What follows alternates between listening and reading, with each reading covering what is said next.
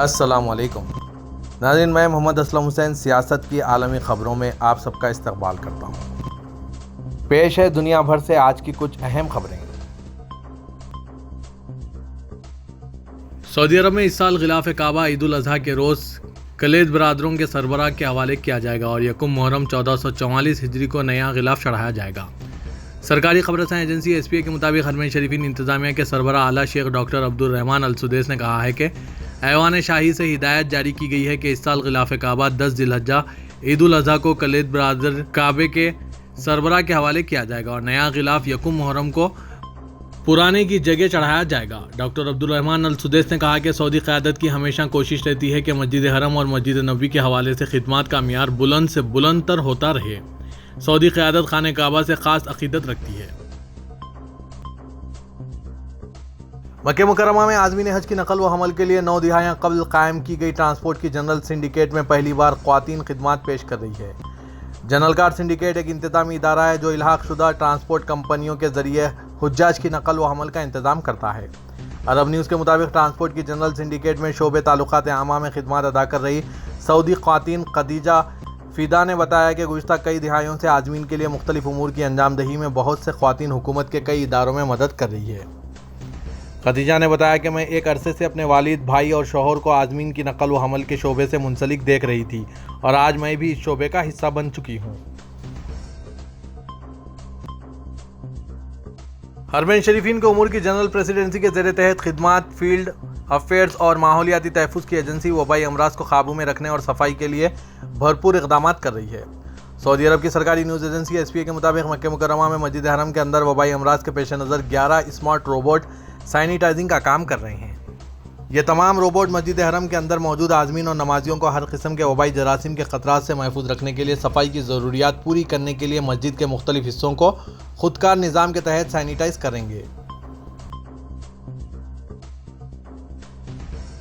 سعودی ولی عہد شہزادہ محمد بن سلمان نے ہدایت دی ہے کہ انتہائی ضرورت مند شہریوں کے مسائل کا لحاظ رکھا جائے، مارکیٹوں پر نظر رکھی جائے اور قیمتوں کو کنٹرول کیا جائے۔ سرکاری خبر رساں ایجنسی ایس پی اے کے مطابق ولی عہد شہزادہ محمد بن سلمان نے پیر کو جدہ کے قصر السلام میں اقتصادی و ترقیاتی امور کونسل کے اجلاس کی صدارت کی۔ شہزادہ محمد بن سلمان نے اجلاس میں کہا کہ بین الاقوامی تبدیلیوں کے باعث انتہائی ضرورت والی بعض چیزیں مہنگی ہو گئی ہے، ضرورت مند شہریوں کے حالات کا خیال کیا جائے۔ متحدہ عرب امارات کی وزارت صحت کے مطابق ملک میں گزشتہ 24 گھنٹوں کے دوران کووڈ-19 کے مزید 2,25,157 ٹیسٹ کیے گئے۔ اس عمل میں جدید ترین طبی تشخیص آلات کا استعمال کیا گیا۔ وزارت صحت کی جانب سے پیر کے روز جاری کردہ اعداد و شمار کے مطابق ملک میں آج کورونا کے 1764 نئے کیسز درج کیے گئے ہیں۔ اس کے نتیجے میں ملک میں اس وائرس کے مجموعی متاثرین کی تعداد 9,52,960 ہو گئی ہے۔ متحدہ عرب امارات کے صدر شیخ محمد بن زاید ال نہیان نے 4 جولائی کو امریکہ کے یوم آزادی پر امریکی صدر جو بائیڈن کے نام مبارکباد کا پیغام بھیجا ہے۔ نائب صدر، وزیر اعظم اور دبئی کے حکمران شیخ محمد بن راشد ال مکتوم نے بھی صدر جو بائیڈن کو ایسے ہی مبارکباد کا پیغام بھیجا ہے اور اپنی نیک خواہشات کا اظہار کیا۔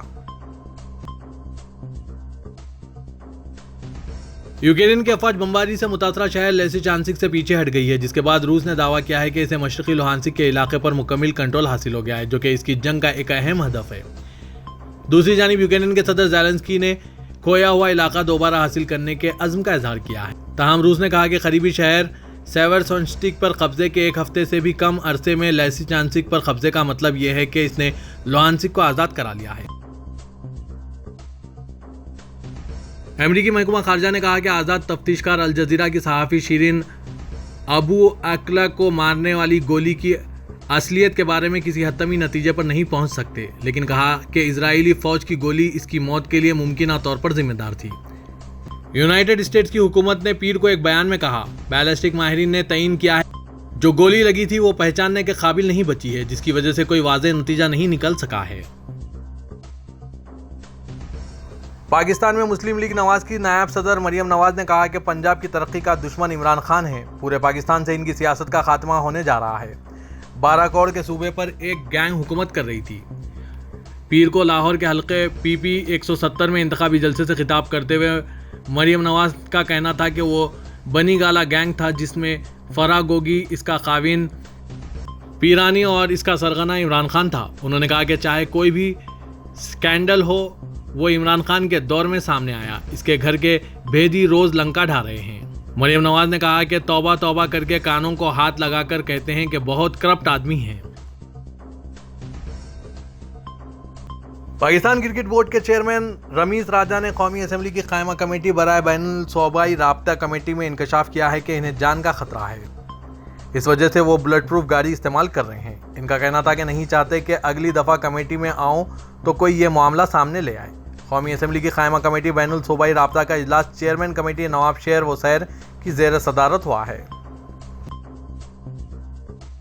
पाकिस्तान में सऊदी अरब के सफीर नवाफ बिन सईद अल मालकी ने पेट और सीने से जुड़ी हुई 2 पाकिस्तानी बच्चियों के फातिमा और मशाल से ऑपरेशन के 7 साल बाद मुलाकात की है।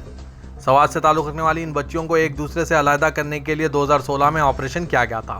पाकिस्तान में सऊदी सिफारत खाने के ट्विटर अकाउंट पर जारी किए गए बयान में कहा गया है कि दोनों बच्चियों के वालिद ने सऊदी हुकूमत और क़यादत की तरफ से इनकी देखभाल और तवज्जो देने पर इनका शुक्रिया अदा किया है।